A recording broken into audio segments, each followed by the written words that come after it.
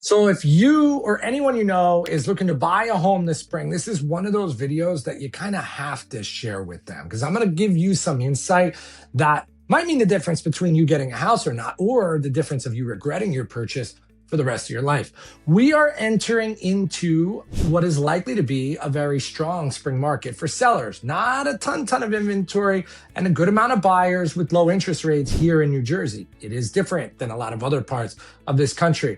But that sets the stage for what we call a frenzy. And in spring, when all of these new homes are coming on the market and all of these buyers are looking to lock something up when they've been waiting for that good inventory to come for so long, some things happen that cause regret, or in other words, buyer's remorse. And it can create a scenario where it causes people to do things that they otherwise wouldn't do and turn out later to potentially regret that. So it is very important that you have a process that you put in place early, like February, so that this makes decision-making easy when you're in the moment, that it reduces or removes emotion from your decision when you're in the moment. And the only way to do that is to find a way to quantify your purchase. And yes, that means you don't walk in the front door and say, oh my God, I love this place. It's perfect for me, even though it's not. Or that you make your decision based on how you feel when you leave, especially when you have two people that are decision makers. That becomes really hard because two people can leave the same house and feel very different ways. And then one can be convinced to buy a home that maybe they were not in love with. So here's the solution. Whether it's one person or two people, you can run this. I am going to give you the solution for two people. And of course, if it's just you, you do it by yourself. Two people sit down and you play a game. The game is a few rounds. Round number one is really simple. You list all 10 things that are most important to you in your home buying process. Now, you guys are separate when you make this list so that there's no conversation. And this is really a gut check. It's a check to make sure that there's alignment at its simplest phase.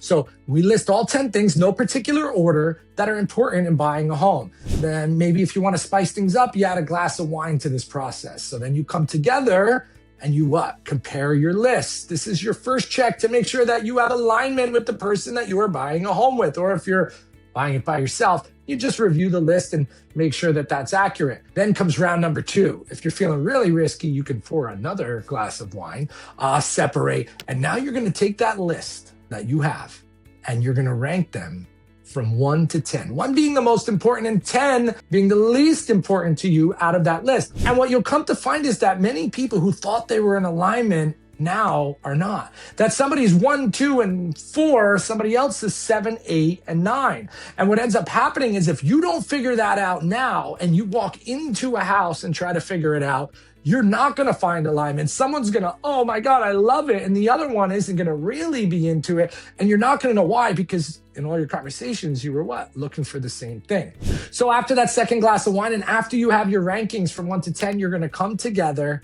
You're going to look at them. You're going to have an open and honest conversation. And you are, this is the best part of the game, going to negotiate your collective final top 10 things that you're looking for in a home. And you're going to rank them 1 to 10, 1 being, again, the most important and 10 being the least important of those important things.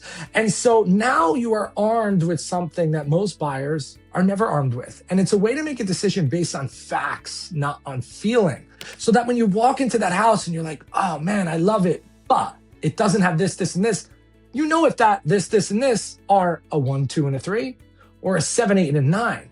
And that's really important. And maybe, someone needed that man cave in the basement, but someone else needed the big fenced-in yard. And you negotiated to where one of them was a number 3 and one of them was a number 4. Or maybe someone said, I want both of those and I can't get them in my final top 10. So I'm willing to give up the yard as long as I get that man cave in the basement. But nonetheless, you have that final document that is set in stone and you can quantify your decision.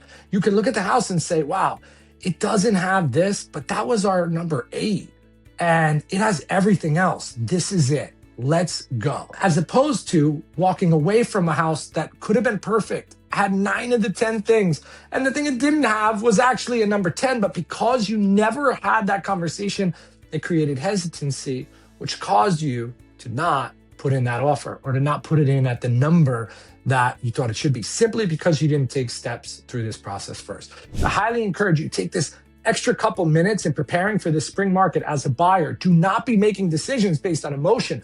make them based on fact, experience, and the fact that you're on the same page if you're buying together, or the fact that you at least know what the most important things are in order before you head back out into what's likely to be an incredible spring market. My name is Bill Boswell, and I am with the Omega Real Estate Group. And as always, your search ends here.